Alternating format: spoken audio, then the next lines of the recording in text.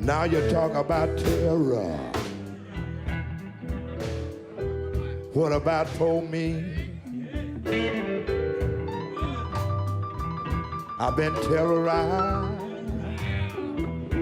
all my days. Hammer all my days.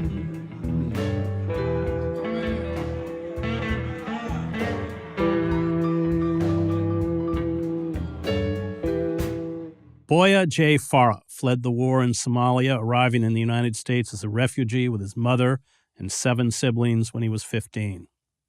His romantic dreams of America quickly ran into the dark undercurrents of American racism. Living in a housing project in Bedford, Massachusetts, he was forced to discover the curse of being black in America, the daily humiliations and small but insidious ways he was made to feel constantly as an outsider by whites. He had experienced tribalism in Somalia. He saw the divide between whites and blacks, especially with the political ascendancy of Donald Trump and the far right, the same kind of deadly tribalism here, one that usually leads to internecine violence.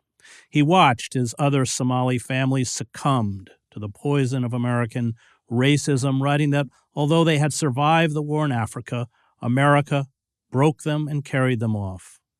America is democratic, he concedes sardonically, for every black person is, in the end, simply another disposable black body. Joining me to discuss his memoir, America Made Me a Black Man, is Boyah J. Farah. First of all, it's beautifully written. You're a really fine writer, a poetic even, I think. Let's talk about Somalia.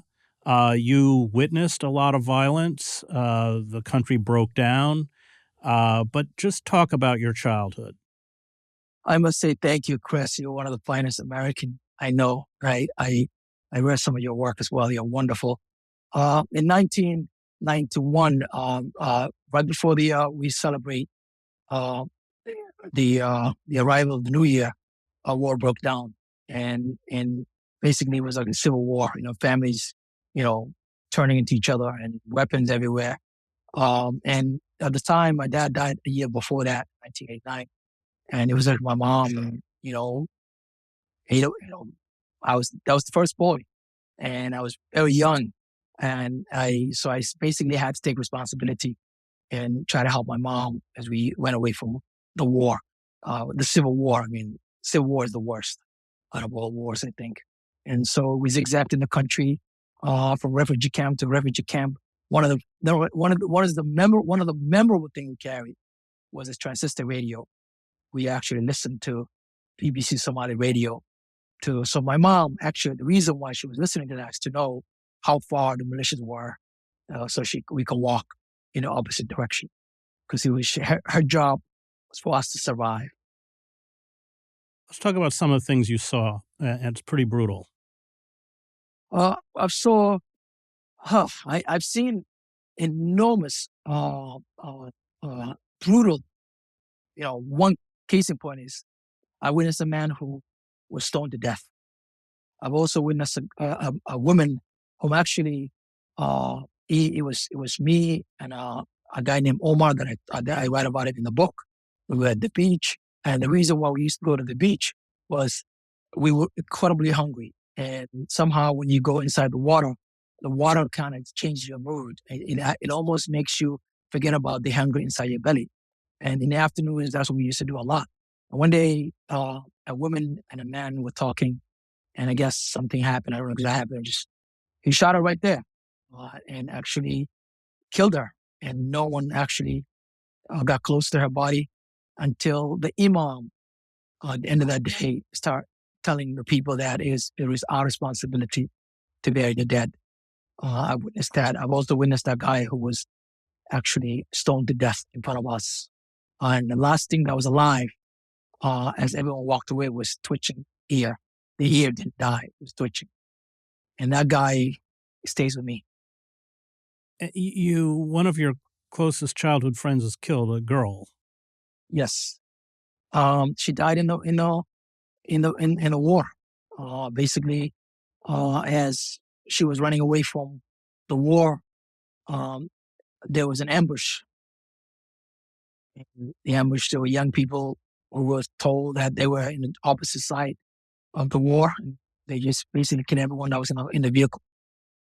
So you're fleeing the violence. You end up in refugee camps. Is it 2 years you live in refugee camps? Is that correct? We zigzagged from refugee camp to the next for 2 years. I mean, Talk, really, talk, talk about life in the camps. the life in the camp was actually worse than the war. And in the war, we were on the move. We were in motion. We were running. When you're running, you don't really have time to think. You don't really have time to moan. You don't really have time to think. In the refugee camp, you have time to think. And when someone dies, you actually have time to moan. There were more people dying of dengue and malaria than anything else. It was just barrier after barrier every single day. TB. And I remember my job being, because we have no job, our job as young kids, young boys, was actually just to predict who's going to die tomorrow, who we're going to bury. And literally it's predictable. I remember 2 weeks before I left to the U.S., there was a dead body decaying right next to the tent that housed us as a hospital. I got malaria, so they took me to the hospital. Gave me I stayed there, and there was actually a dead body that nobody claimed for a few days without refrigeration. So it actually, the smell of it is something that will never leave me. Sometimes I remember when my nose picks up that kind of smell. It was actually a lot worse. The good thing is we were not running anymore. We were just stationary in one place, but people were dying of other diseases much more than the war. And you become part of burial parties. So you're 12, 13 years old, you're digging graves. Yes, that was a job that we had. And I mean, it was almost like when in the morning you get up and you watch the sun climb up. And at nighttime, when the sun goes down, you're sitting in the same place. And the mind decays. So, that was our job. And somehow when someone dies and you're participating in the burial, it's almost like a job. It's almost like activity. It's almost like something to do. I know it's kind of weird, but, we expected it to die, so it's not like death was like drinking water, literally drinking water. It was like nothing. We were numb to it. And to get money, I before we went on the air, you told me you used to sell loose cigarettes, but talk about because your family's tremendously impoverished. Talk about what you had to do to get any amount of money to survive. My mother used to sell, she'll buy grain and rice and put a cup in it and sit right on the road. And so people passing by will buy, will buy the rice, or sometimes she'll have nothing to bring us home. To help her, I actually used to buy a pack of cigarette and sell single one to our fighters. And sometimes the fighters, I remember one time, fighters, sometimes they just put a gun to your face and, you just give it up. So that was actually my job, to sell cigarettes during the war. And also tobacco. I actually learned how to make tobacco, buy different chemicals, buy the tobacco. The cheapest one there is, make the tobacco and wrap it up with plastic bags that I collect from the streets and sell it along with the tobacco, along with the new cigarettes. And that's how my mother put food on the table. So me and my mother worked together, survived. So you're a reader. That's a theme in the book. Another theme in the book is your father. You end the book with his death, and you write that he had, I believe, lung cancer, but he couldn't get proper medical care. Your father was also in the military. Let's begin just with the influence of your father, because that's pervasive throughout the book. Yeah, my father, may he rest in peace. It's kind of sad. Almost a lot of people that are in the book are no longer here. This book is to honor the dead. My father was in the war in Somalia army. He was also in the first rebellious group against the Marxist government, Sian Barre's government. And so his influence on me was when I was first born. I think he expected me to be a fighter. And the way my father treated me and the way he treated his daughters were completely different. He wanted to prepare me for a life of hardship and struggle and war. And because his life was about that. And his father did the same thing. So my father prepared me for the war to come and the struggle to come. So a lot of the things how he prepared me, he took me to a valley when I was really young. And the reason why is he wanted me to man up, completely become a nomadic warrior who has absolutely no fear except God. Well, there's also that scene at the end of the book where he's dying and you are hesitant, but finally you tell him you love him. And those were not words that had before passed between you. Yeah, because in the culture, in the Somali culture, you're not supposed to say I love you. Those words shall not be uttered. What you're supposed to show your love to your parents, by fetching the water, by rubbing their feet, by giving them money. I mean, something tangible is how you transfer love between Somali culture. So there was no way for me to look at him in the eyes and say, I love you. That's not going to happen. But when I knew that he was dying, it was not coming back. I knew it. So I want him the last words to be, because I'm the last person that was there in the room as he was dying.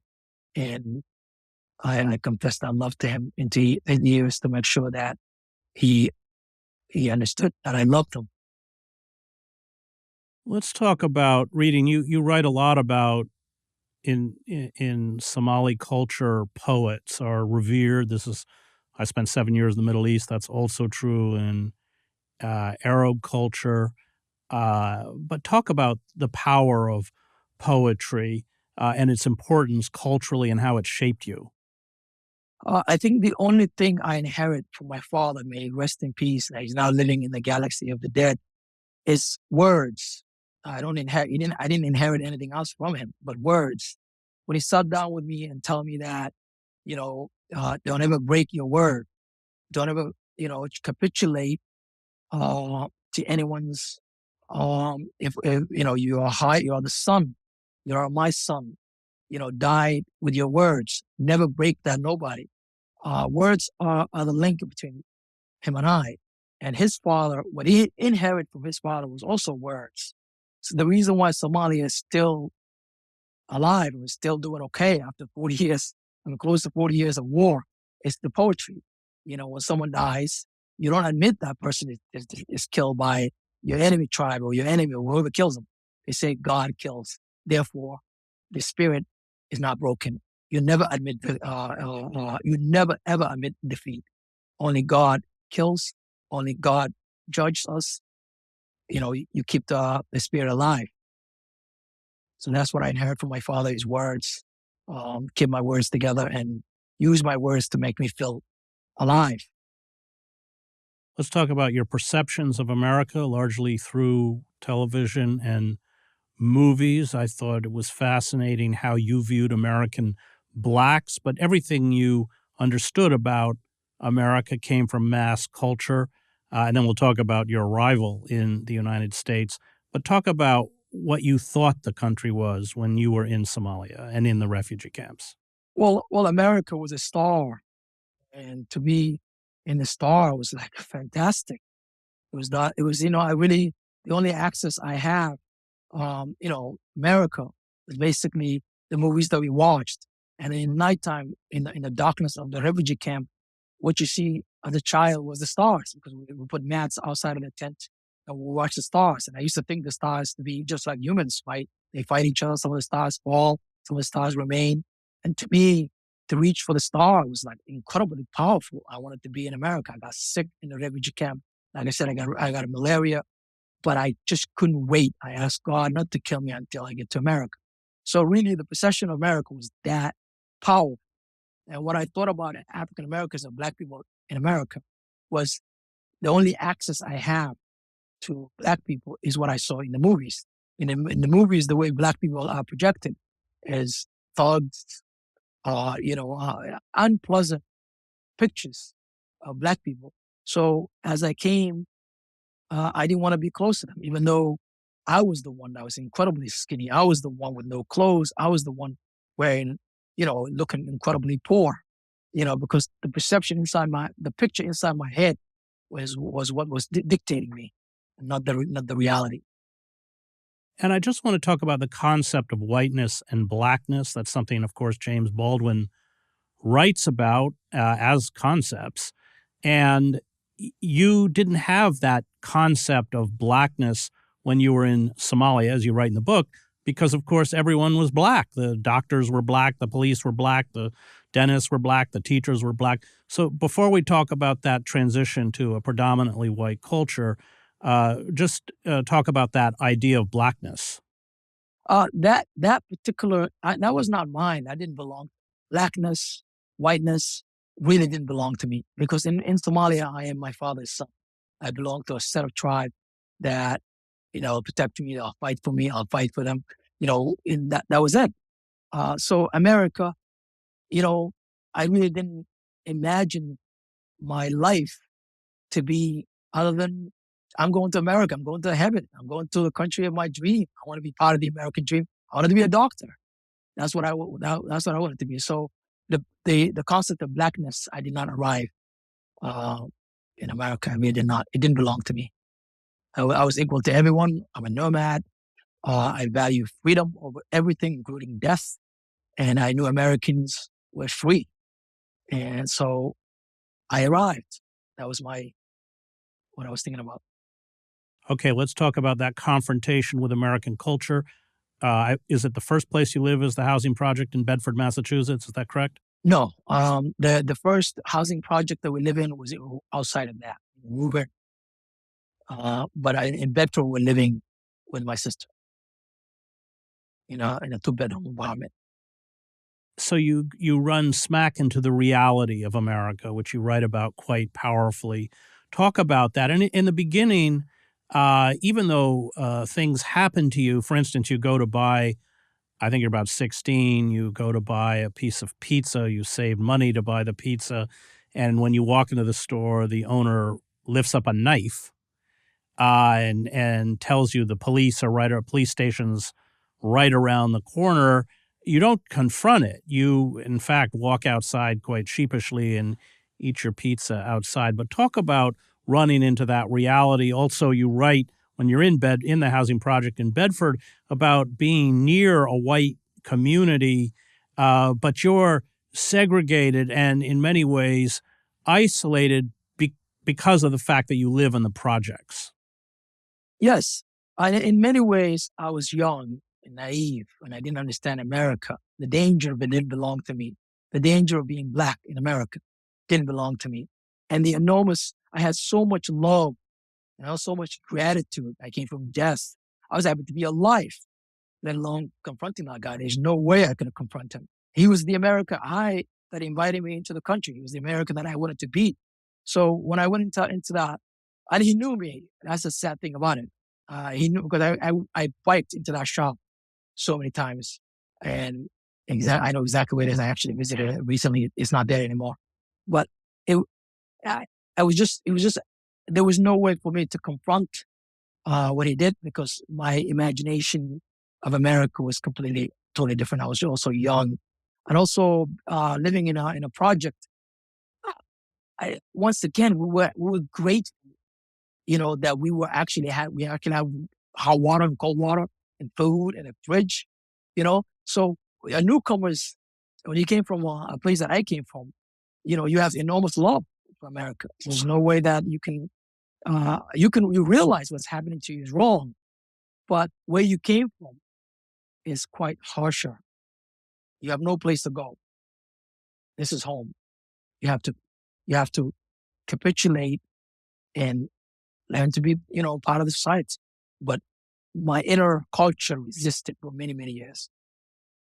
You write about going to college. You work for 10 years for a company where you run into kind of insidious racism in small and big ways from white co-workers. You open the book by talking about being stopped by police in a white neighborhood. It's quite a powerful chapter. Talk about that process of discovering, let's call it, the dark heart of America. Yeah, I think an immigrant life like mine is not an American until you get to drive.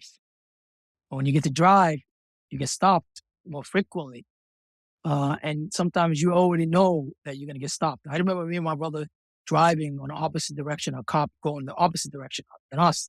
And I told him, hey, put your seatbelts up because, buckle up your seatbelts because that cop is going to make a U-turn and stop us.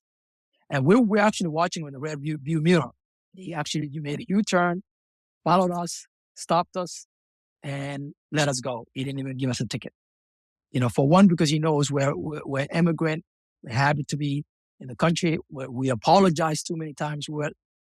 I think the reason why I probably didn't get shot because I was always apologetic. I'm sorry, because that's what I have learned over the years. Because survival is part of my culture. In the last many years in the war, during the war, in America, everywhere. So little by little, America didn't really tell me that I'm a black man in its belly, metaphorically.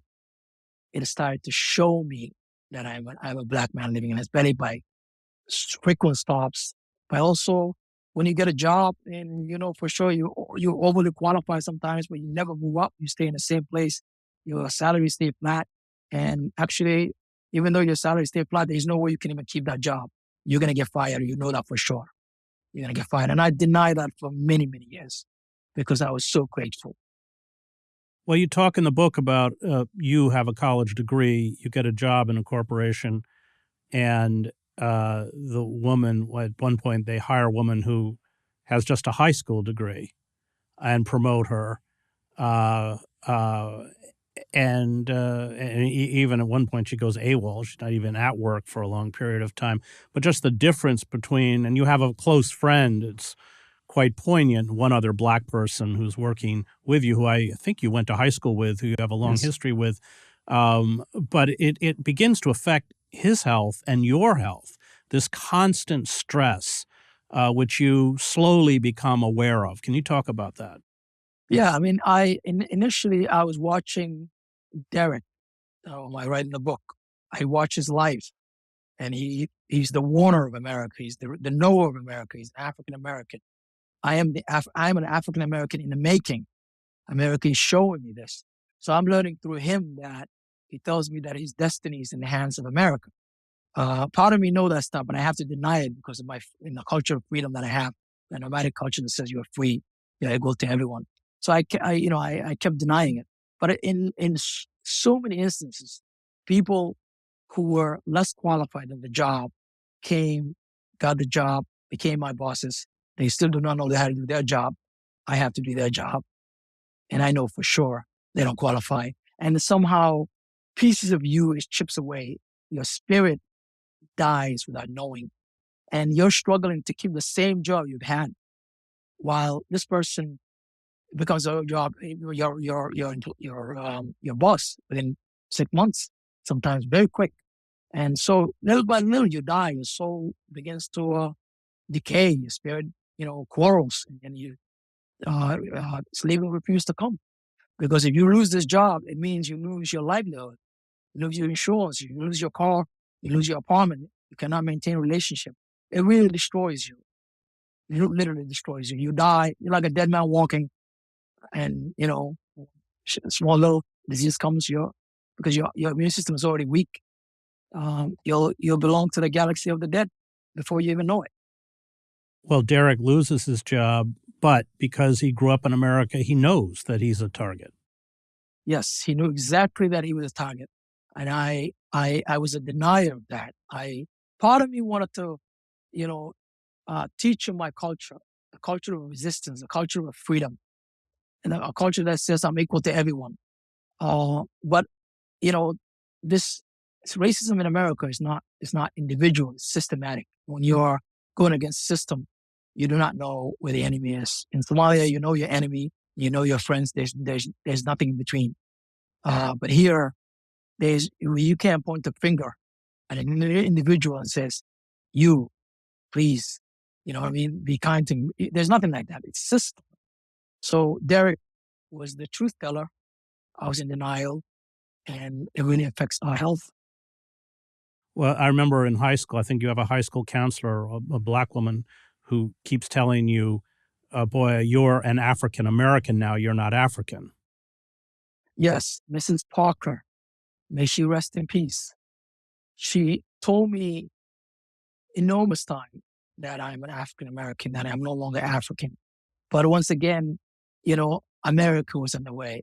My love for America is in the way.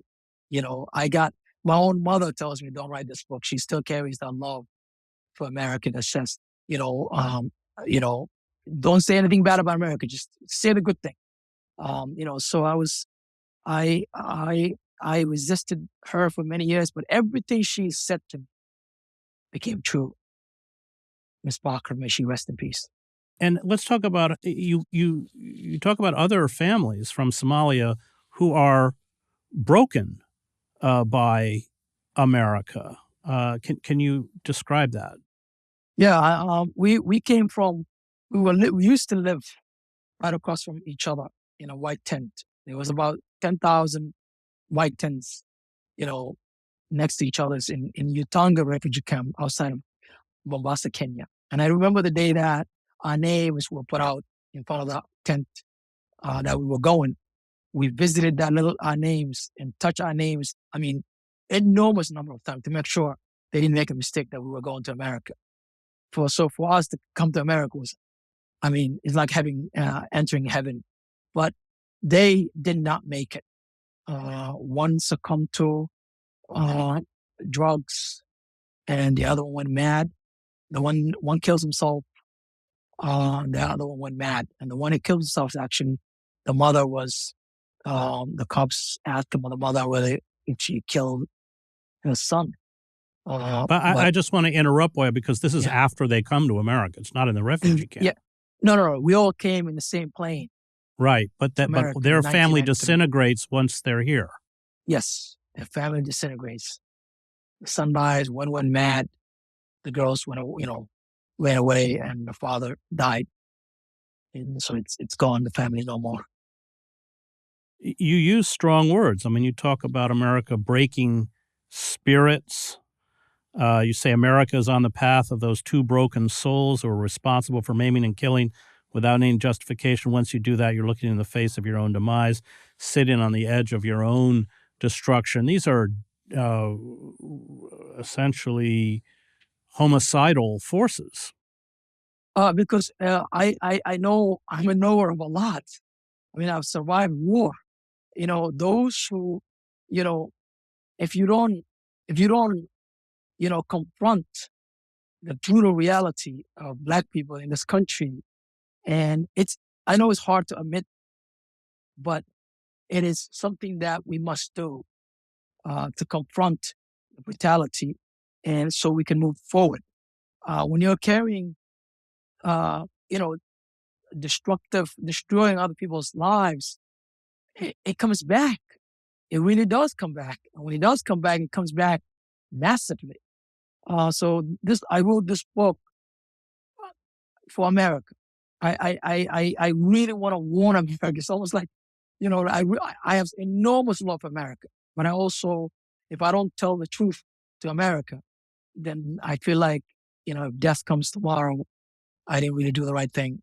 I think we have to confront the brutality of Black people's lives and amend what has been broken so this country can move forward. And that's the very reason why I wrote this book and wrote that. I just want to read this passage. You're writing about white people. They are afraid. I know that. The white people and their police force are afraid. What frightens them is not the 13% of the population, the Black people, that they fixate on. What frightens them in the end is the memory of their own ruthless brutality, the judgment of their own conscience. The past always comes alive in the present.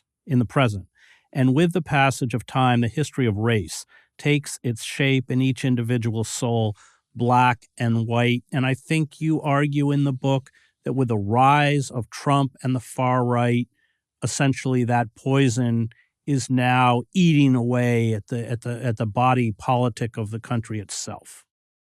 Yes, in a way, our own path comes back.